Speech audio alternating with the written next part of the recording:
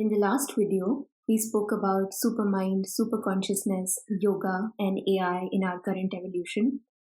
Today, I thought I would say a little bit about the supermind and ordinary mind and the limitations of our current materialistic reality, which don't easily allow us to open ourselves up to a higher reality or don't even consider the possibility of there being a higher supramental consciousness. Before we begin, it is important to note that matters related to a reality above the mind have to be concretely experienced in the body, not just in the mind, for the wisdom to truly get assimilated. Until then, one can have a spark of aspiration. This aspiration is hidden within all beings and experienced only occasionally upon deeper spiritual inquiry and reflection. The truth is that the ordinary or surface mind cannot fathom the higher truth consciousness. Our mind is not an instrument of true knowledge. It likes to seek knowledge, but it mainly likes to divide, organize, judge, formulate, and take action. It understands the subjective, objective reality, perceives things, takes them in their form from the outside world, and then gives it response and reactions. Aurobindo says that there is nothing that the mind can do which cannot be done better in its immobility. It doesn't require us to completely silence the mind.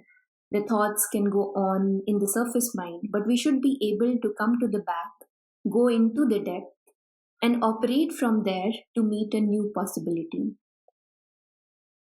It can be directly experienced from the depth that the mind, after all, doesn't see truth for what it is. So naturally, it has created a matrix that is full of falsehood. In Western psychology, they think that reality is out to in, which means that there are these outside things that constantly influence my decision making, my life, my choices, my ideas, and so on by giving me various experiences. But that is not the primary reality. In integral psychology and yoga, we study and also experience that actually it is the inside out reality. There is an inner potentiality that is constantly trying to manifest and express itself outside in the world. There is a spirit essence to things, or there is a higher consciousness that uses the mind as an intermediate or as an instrument, like it uses the physical body, the vital forces, emotions, or the life forces. So, life after life, depending on the initial conditions, the soul, which is the hidden highest potentiality within us, is trying to manifest itself in the outside world. The hidden spirit element within the matter reveals itself slowly by the pressures of higher consciousness on the inconscient. In this way, the higher consciousness is not just advanced awareness, but a dynamic force with action-taking ability. So in one way, my relationship with the outside world is the relationship of consciousness with consciousness for a terrestrial evolution.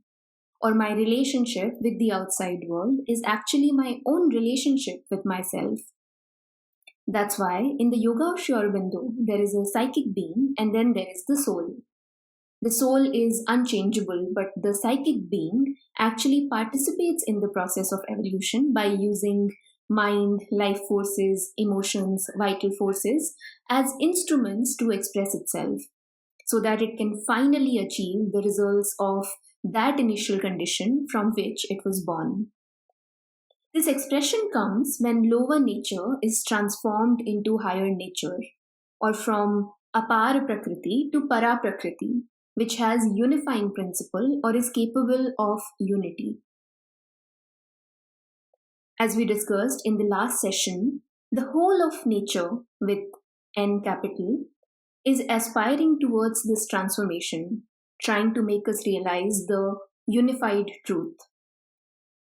In the supermind, there is no division.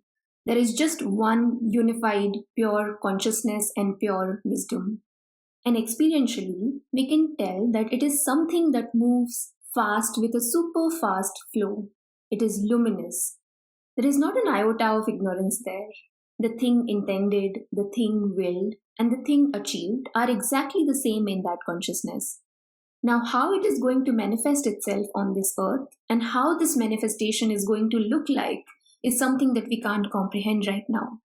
But the possibility of that higher consciousness being there is something that all of us can directly experience. One goal of this new integral yoga is to really demystify this process and to actually normalize this higher reality. It is impossible for the mind or the limited mental consciousness to perceive the truth. But this doesn't mean that the truth cannot be perceived. Each one of us is gifted with the higher faculties which work as the delegates of the spirit. But the condition is that the aspiration has to come from within. And then there is a grace aspect of it, which also has to pick us from above. So, as there is an in to out and out to in movement, there is also an up to down and down to up movement in this evolutionary journey of consciousness. Now, how can we go on about really opening ourselves up for this higher possibility? Most people constantly engage in thought and thinking. So there is no gap for them between thoughts. There is thought and then there is thinking about the thought. The pure presence, the silence is not experienced by most people. So obviously for them it is hard to comprehend that consciousness is something separate from the mind. Not only that, it is hard for them to comprehend that consciousness can actually use the mind as an instrument. For them, it is a constant exchange between the surface mind and the outside reality or the outside world. But to take a step back and to live in that presence, in that awareness or the Sakshi Bhav, where things are just flowing and reactions do not take over or emotions do not take over, would be the first step. The next step would be to open up to this complex reality in which we live. Now, most people are scared of complexity and depth. But things are not always very simple when we begin to understand the play of consciousness or the revolution in consciousness. The fundamental consciousness is expressed differently in different planes and is multi-layered in nature. There are so many forces and so many elements that are participating in this dance. So for us to be able to open our mental perception to this complexity, to this depth is essential, which would also mean being open to these different contradictory ideas and being okay with that tap, so to speak. Binaries actually trap us. In today's world, it is very easy to fight with others about different opinions, ideas, and notions. But to deeply understand that all these ideas and notions are just potentialities in this vast field of consciousness, and not to really attach to any of them, and to be able to look at them from a distance while constantly aspiring to place our awareness in different gradations of consciousness above our mind, would be the next step. Another step would be to centralize our lives around the higher reality once we find it. If we can begin with faith, there is nothing like that. In fact, true faith comes from the true being hidden inside.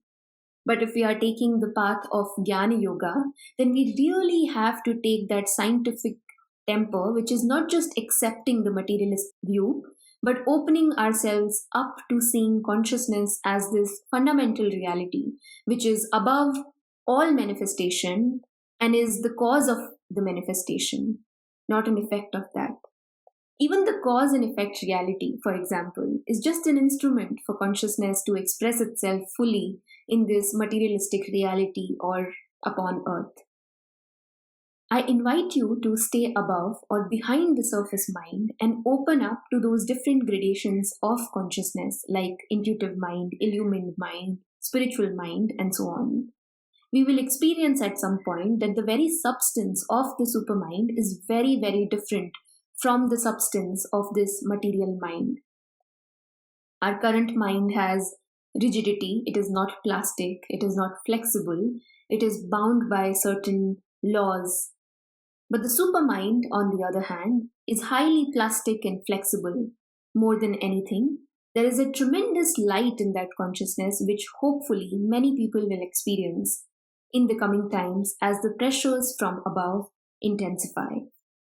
Currently, we are heavily reliant on our material mind, but hopefully, it is going to change in the future and we will be able to tap into the true knowledge and the unifying consciousness of the supermind.